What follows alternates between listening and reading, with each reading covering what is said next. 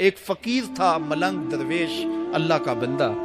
اس کی عادت یہ تھی کہ اپنے ڈیرے پہ آنے والوں کو کھلاتا، ان کو پلاتا، ان کی ضروریات کا خیال رکھتا، لیکن کوئی مالی آسودگیاں نہیں تھی. ہوتا یہ تھا کہ بعض اوقات لوگ آتے تو ادھار لے کر کے وہ لوگوں کو کھلا دیتا. خیر، چونکہ فقیر کا مزاج یہ ہوتا ہے کہ لوگ آئیں اس کے ڈیرے سے کھائیں. بابا بلے شاہ نے بھی کہا تھا نا، اٹ کھڑک کے دکڑ بجے تتا ہووے چلا، آن فقیر کھا کھا جاون راضی ہووے بلا. یہ فقیروں کا مزاج ہے. تو جو بھی آتا اس کے ڈیرے سے کھاتا اور وہ ادھار اٹھا اٹھا کے لوگوں کی ضروریات کو پورا کرتے رہتے. وقت آخر آ گیا، جن لوگوں نے ادھار دیا تھا وہ سارے تقاضا کرنے آ گئے. اب بابا جی کو کیا فکر لاحق ہے کہ یہ میرے مہمان اور میں ان کو کچھ پیش کرنے کی صلاحیت نہیں رکھتا. ایک بچہ تھا، وہ کچھ سامان بیچ رہا تھا، پتیسا بیچ رہا تھا یا کوئی اور چیز بیچ رہا تھا. اس نے گلی سے گزرتے ہوئے آواز لگائی، خادم کو کہا سے بلا کے لاؤ. کہا تم بیچ رہے ہو تو میرے مہمانوں کو کھلا دو. بچہ بڑا خوش ہوا کہ میں سارا دن گلیوں میں گھوم کے یہ پتیسا بیچنا تھا، اب یہ ایک جگہ ہی سارا فروخت ہو گیا تو یہ تو موج لگ گئی، میں جلدی گھر چلا جاؤں گا، میری ماں خوش ہوگی. تو سارا ان مہمانوں کو کھلا دیا گیا. اور اس کے بعد کہا بابا جی پیسے. کہا تم بیٹھ جاؤ، جب ان کو ملیں گے تو تجھے بھی مل جائیں گے. وہ بیٹھ گیا، 2 4 10 منٹ بیٹھا تو بچہ تھا، پھر کھڑا ہو گیا، بابا جی پیسے. کہا جب ان کو ملیں گے تو تجھے بھی مل جائیں گے. پھر آدھا گھنٹہ گزرا تو پھر اس نے کہا بابا جی پیسے، میری ماں میرا انتظار کر رہی ہے، ہمارے گھر کا چولہا اسی سے جلتا ہے، میں یہ پیسے لے کر جاؤں گا اور میری ماں کوئی ہنڈیا خریدے گی اور ہم شام کا گھر کا کوئی سلسلہ کریں گے. کہا بیٹا جب ان کو ملے گا تو تجھے بھی مل جائے گا. بچے نے رونا شروع کر دیا. یتیم بچہ تھا، اس کا سارا آسرا یہی تھا. اس نے رونا شروع کر دیا. جب بچہ رویا اللہ کی رحمت کو جوش آیا. کوئی مرید نذرانہ لے کے ان بزرگوں کے پاس آ گیا اور اشرفیوں کی بھری ہوئی تھیلی پیش کی. وہ اتنے پیسے تھے کہ اس بچے کو بھی دیے، جتنے لوگ آئے تھے سب کا قرض چکایا. کہا جاؤ گھروں کو. تو سب نے کہا بابا جی ہم صبح سے بیٹھے ہوئے تھے تو یہ نذرانہ دینے والا صبح سے نہیں آیا تو اب کیسے آ گیا. کہا صبح سے تمہارے اندر کوئی رونے والا نہیں تھا، ایک رونے والا آیا تو باقیوں کا بھی کام بن گیا. بعض اوقات کسی ایک شخص کی وجہ سے باقیوں کی خطائیں بھی معاف ہوتی ہیں. آج ہم اجتماعی طور پہ تا حد نظر اندر باہر اوپر نیچے اتنے لوگوں کے ہجوم میں اللہ کی بارگاہ سے یہ توقع رکھتے ہیں کہ مالک کتنے ہجوم میں کوئی ایک تو ہوگا جو تیرا لاڈلا ہوگا، کوئی ایک تو ہوگا جو تیرا بہت قریبی ہوگا، کوئی ایک تو ہوگا جس پہ تیری رحمتیں برسیں گی. تو مالک اس کے صدقے سے ہماری خطائیں بھی معاف کر دے، ہمارے گناہ بھی معاف کر دے. کوئی ایک رونے والی آنکھ مل گئی تو باقیوں کا بھی کام بن جائے گا. اٹھ فریدا ستیا تے میلہ ویکھن جا، وت کوئی بخشیا مل جاوے تے توں ہی بخشیا جا. میرے مالک ہم سب کی خطائیں معاف کر دے، ہم سب سے درگزر فرما اور ہم سب کے باطن کو ستھرائیاں دے دے، ہمارے اندر کو پاکیزگیاں دے دے. بہت وقت میں نے اور آپ نے صاحب گزار لیا، تیزی کے ساتھ زندگی بیت رہی ہے. میں اگر اپنے آپ کو دیکھوں تو میری زندگی کتنی بہاریں کاٹ چکی ہے. اگر آپ اپنے آپ کو دیکھیں، کوئی 60 سال، کوئی 20 سال، کوئی 25 سال، زندگی تیزی کے ساتھ گزر رہی ہے. بندہ جب سوچتا ہے کہ میں 40 سال کا ہو گیا ہوں تو آگے میری زندگی کے اگر 30 سال بھی ہیں تو 30 سال تو کافی ہیں، لیکن وہ پیچھے اگر پلٹ کے دیکھے تو 40 سال یوں گزر گئے جس طرح چٹکی بجائی جاتی ہے. جب چٹکی بجانے کے وقت میں 40 سال گزر گئے محسوس ہوتے ہیں تو جو باقی 30 سال اگر ہوئے بھی وہ تو گمان ہے میرا، وہ تو گمان ہے آپ کا. ہمیں تو ایک سانس کا بھی نہیں پتا. پوچھا گیا زندگی اور موت کے بارے میں کیا خیال ہے؟ کہا فجر پڑی ہے، پتہ نہیں ظہر پڑھ سکیں گے یا کہ نہیں. کہا اتنی لمبی امیدیں لگائے بیٹھے ہو. کہا ظہر پڑی ہے، پتہ نہیں عصر پڑھنے کا موقع نصیب ہوتا ہے کہ نہیں. کہا یہ بھی طول عمل ہے. ایک بولا عصر پڑی ہے، پتہ نہیں مغرب پڑھ سکیں گے یا کہ نہیں. کسی نے کہا ایک رکعت پڑی ہے، پتہ نہیں دوسری رکعت بھی پڑھنا نصیب ہوتی ہے یا نہیں. کہا یہ سب تمہارے منہوں کی باتیں ہیں. میں تو کہتا ہوں ایک طرف سلام پھیرا ہے، پتہ نہیں دوسری طرف سلام بھی پھیر سکیں گے یا کہ نہیں. کیا موت اتنی قریب نہیں ہے؟ ہم نے اپنی آنکھوں کے سامنے لوگوں کو جدا ہوتے یوں نہیں دیکھا ہے. ہم کہتے ہیں اس کی خبر سنا رہے ہو موت کی، یہ تو میں نے ابھی سبزی والی دکان پہ دیکھا تھا. لیکن جب موت آتی ہے تو ایک لمحے کا تقدم اور تاخر نہیں ہوتا.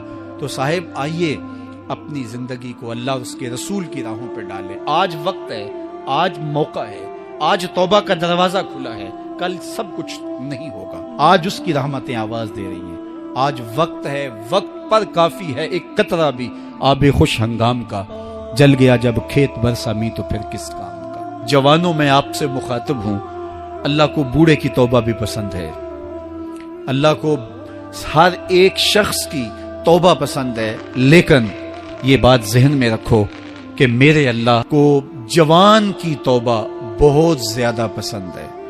میرے اور آپ کے آقا مولا نے فرمایا آنا حبیب اللہ، میں اللہ کا حبیب ہوں۔ کتنا بڑا اعزاز ہے جو میرے حضور کا ہے، لیکن ایک دوسرے مقام پہ ارشاد فرمایا الشاب التائب حبیب اللہ، سن لو جو جوان جوانی میں توبہ کرے وہ بھی اللہ کا حبیب ہے۔ کتنا بڑا اعزاز ہے۔ میں یہ دیکھتا ہوں کہ ہماری مجالس میں، بالخصوص آج کی اس مجلس کے اندر، مجھے جو لوگ دکھائی دے رہے ہیں وہ نوجوان ہیں۔ تو جوانی جنون کا شعبہ قرار دیا گیا ہے، شعبہ تم من الجنون کہا گیا ہے، لیکن وہ جوان جس نے اپنی جوانی اللہ کی یاد میں گزاری، اللہ کے ذکر میں گزاری۔ جوانوں، عبادت کی لذت بھی جوانی میں ہے۔ اگرچہ جوانی مستانی ہوتی ہے، ذرا اس مستانی جوانی کو تہجد کے مصلے پہ لا کے دیکھو، کیا مستی چڑھتی ہے سجدوں کے اندر، کیا لطف ہے قیام کے اندر، کیا سکون ہے رکوع کے اندر۔ اس جوانی کو مالک کی چوکھٹ پہ لاؤ، پھر دیکھنا کہ یہ جوانی کتنی لذت آفریں ہوتی ہے، اور پھر اس جوانی کے بدلے میں اللہ تعالیٰ تمہیں کیا کیا عطا فرماتا ہے۔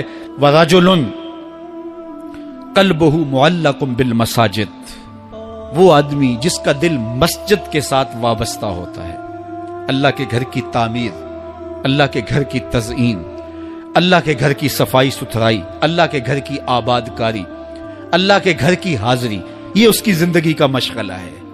مسجد کے ساتھ وابستہ ہے، اس کو جنون ہے اللہ کا گھر خوبصورت ہو، اس کو جنون ہے اللہ کے گھر میں رونق ہو، اس کو جنون ہے کہ اللہ کے گھر میں صفائی ستھرائی ہو، پاکیزگی ہو، لوگوں کا آنا ہو، اور لوگوں کا مسجد سے ربط ہو، اور مسجد کی حفاظت اس نے اپنے ذمے لی ہوئی ہے، مسجد کے کام وہ غلاموں کی طرح کرتا ہے۔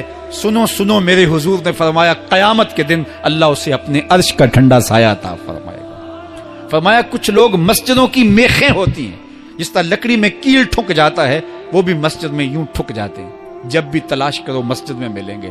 فرمایا جب وہ بیمار پڑ جاتے ہیں، اللہ کے فرشتے ان کے گھر میں حال پوچھنے جاتے ہیں۔ یارو، جوانی کے ایام میں مسجدوں کے ساتھ اپنے آپ کو وابستہ کرو، مسجدوں کی صفائی بھی اپنے معمولات میں شامل کرو۔ جس طرح آپ اپنے معمولات بتاتے ہیں کہ ویکینڈ پہ میں یہ کرتا ہوں، روزانہ کی میری جو ہے وہ ترتیب یہ ہے، مہینے کے بعد ایک مرتبہ یہ تفصیلی کام کرتا ہوں، اپنی زندگی میں مہینے بعد، 8 دن بعد، یا جب آپ کو فرصت ہو، مسجد کی صفائی کا اپنے اوپر ذمہ لو۔ کسی بھی مسجد میں چلے جاؤ، اس کو صاف کرو۔ جب تم اللہ کے گھر کو دھو گے، اللہ تمہارے دل کو دھو دے گا، تمہارے دل کو اللہ پاک کر دے گا۔ تو یہ مسجدیں کعبۃ اللہ کی بیٹیاں ہیں۔ اللہ تعالیٰ نے مسجدوں کے ذریعے زینت دی ہے زمین کو، جس طرح آسمان ستاروں سے سجا ہوا ہے، زمینیں مسجدوں سے سجی ہوئی۔ اس لیے اللہ کے گھر کے ساتھ جو شخص ربط رکھتا ہے، میرے اور آپ کے آقا و مولا نے فرمایا قیامت کے دن اس کو اللہ اپنے عرش کا ٹھنڈا سایہ عطا فرمائے۔ وہ آدمی جس میں تنہائی میں اللہ کا ذکر کیا، اللہ کو یاد کرنے بیٹھ گیا، کوئی دیکھنے والا نہیں تھا، وہ تنہا تھا، حجرے میں تھا، اپنے بند کمرے میں تھا، اپنے رب کو یاد کیا۔ اللہ کی یاد کرتے کرتے اس کی آنکھوں سے آنسو ٹپکنے لگے، اس کی آنکھیں آنسوؤں کا خراج دینے لگی۔ تو میرے اور آپ کے آقا و مولا نے فرمایا کہ یہ آنسو اتنے قیمتی ہیں، ان آنسوؤں کے بدلے میں قیامت کے دن اسے عرش الہی کا سایہ نصیب ہوگا، عرش الہی کا سایہ اسے نصیب ہوگا ان آنسوؤں کے بدلے میں۔ رومی علیہ رحمہ فرماتے ہیں جہاں پانی گرتا ہے وہاں سبزہ اگتا ہے، جہاں آنسو گرتے ہیں وہاں رحمت اترتی ہے۔ تو اس لیے جو اللہ کی یاد میں رونے کا لطف ہے اور اللہ کی یاد میں آنسو بہانے کا اجر اور صلہ رکھا گیا ہے، یہ گناہوں کو دھو ڈالتا ہے، یہ اندر کی صفائی اور ستھرائی کا سبب اور ذریعہ ہے۔ میرے اور آپ کے آقا مولا نے فرمایا راتوں کی تنہائیوں میں اٹھ کے قرآن پڑھا کرو اور قرآن پڑھتے ہوئے رویا کرو۔ پھر فرمایا فَإِن لَّمْ تَبْكُوا فَتَبَاكُوا، اگر رونا نہ آئے تو رونے کی کوشش کیا کرو۔ حضرت داتا گنج بخش علی حجویری سے ایک مرید نے کہا، حضرت اگر رونے کی کوشش کریں پھر بھی رونا نہ آئے، فرمایا پھر اپنے مقدر پہ رویا کرو۔ تم اتنے سنگ دل ہو گئے ہو کہ تمہاری آنکھیں آنسوں کا خراج نہیں دیتی۔ جو رونا نہیں جانتا وہ اللہ کی رحمتوں کو اور اللہ کی کرم نوازیوں کو کیسے سمیٹ پائے گا؟ بچہ روتا ہے تو ماں دودھ دیتی ہے، جب بندہ اللہ کے حضور الہاؤ زاری کرتا ہے، عجز کرتا ہے، انکساری کرتا ہے، تو اللہ کی رحمتوں کو جوش آتا ہے اور اللہ تعالیٰ کی رحمتیں اس پہ برستی ہیں، اور اس کے نہ صرف گناہ معاف ہوتے ہیں بلکہ اللہ تعالیٰ اس کے گناہوں کو بدل کے نیکیوں میں تبدیل کر دیتا ہے۔ اور میں تو سمجھتا تھا کہ اس مرتبہ ہم نے جگہ کو کافی کشادہ کر لیا اور جتنے بھی لوگ آئیں گے وہ اس جگہ میں سما جائیں گے، لیکن آج پھر اس جگہ نے اپنی تنگ دامانی کی شکایت کی۔ اللہ تعالیٰ جل شانہ ہمارے لیے آسانیاں پیدا کر دے۔ اور آج کی شب ہم نے یہ بھی دعا کرنی ہے، ایک تو ہم نے یہ آرزو کی ہے کہ 2019 کے اندر ہم نے مرکز مصطفیٰ کی تکمیل کرنی ہے۔ یہ میرے بس کا روگ نہیں ہے، کروڑوں روپے درکار ہیں، لیکن آج کی رات کی ہوئی دعائیں اگر قبول ہوئیں تو یہ ٹارگٹ مشکل بھی نہیں ہوگا۔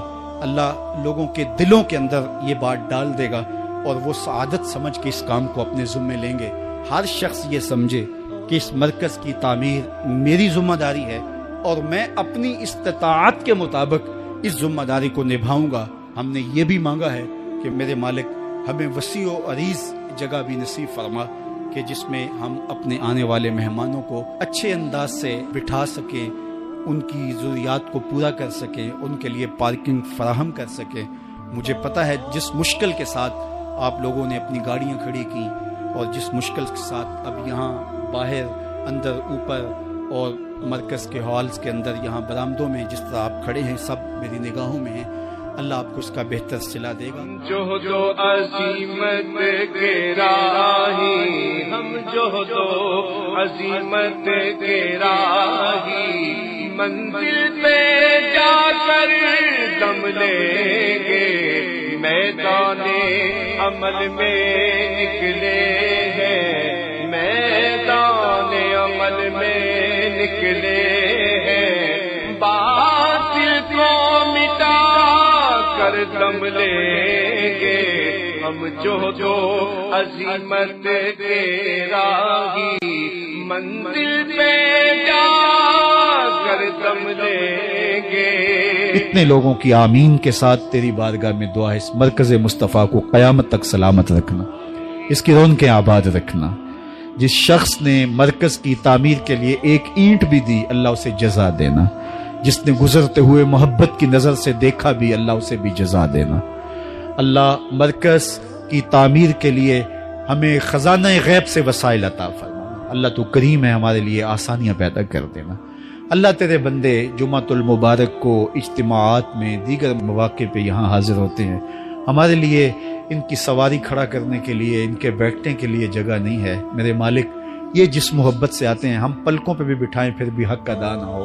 مالک ان کے لیے، اپنے ان بندوں کے لیے، تیرے دین کے یہ مہمان ہو کے آتے ہیں، اللہ ان کے لیے وسیع اور کشادہ جگہ نصیب فرما دے۔ اللہ تیرے لیے کوئی مشکل نہیں ہے، ان کے لیے کشادہ جگہ عطا کر دے، اس کے لیے خزانہ غیب سے ہماری مدد فرما، ہماری نصرت و اعانت کر دے۔ اللہ یہ جو مشکلیں سہتے ہیں، تکلیفیں سہتے ہیں، اللہ اس کا ان کو صلہ عطا کر دے، اس کی ان کو بہتر جزا عطا کر دے۔ اب تمنا نہیں، فردوس میں جا کر دم لیں گے، ہم جو عظیمت کے راہی، منزل پہ جا کر دم لیں